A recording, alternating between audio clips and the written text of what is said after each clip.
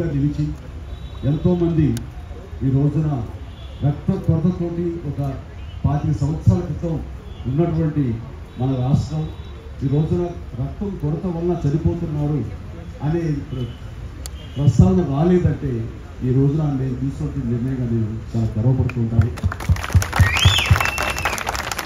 దానికి ప్రధానమైన కారణం ఎవరు చూసుకున్నంటే నా అభిమానం చూసుకున్నాను.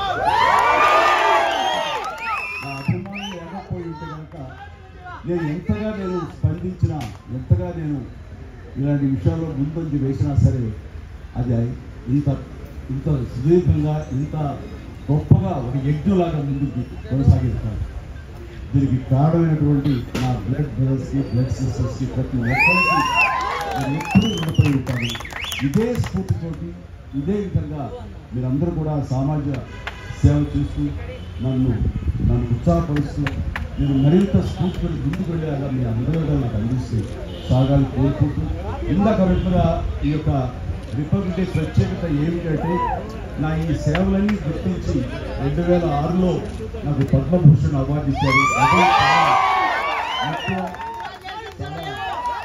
ప్రోత్సహించింది.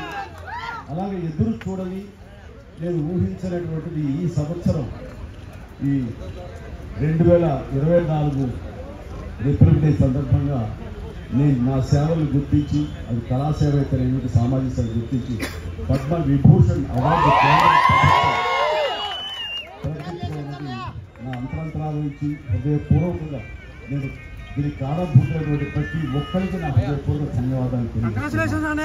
కేంద్ర ప్రభుత్వానికి అలాగే ప్రధాని మోడీ గారికి ప్రత్యేక నా ధన్యవాదాలు తెలియజేస్తున్నాను.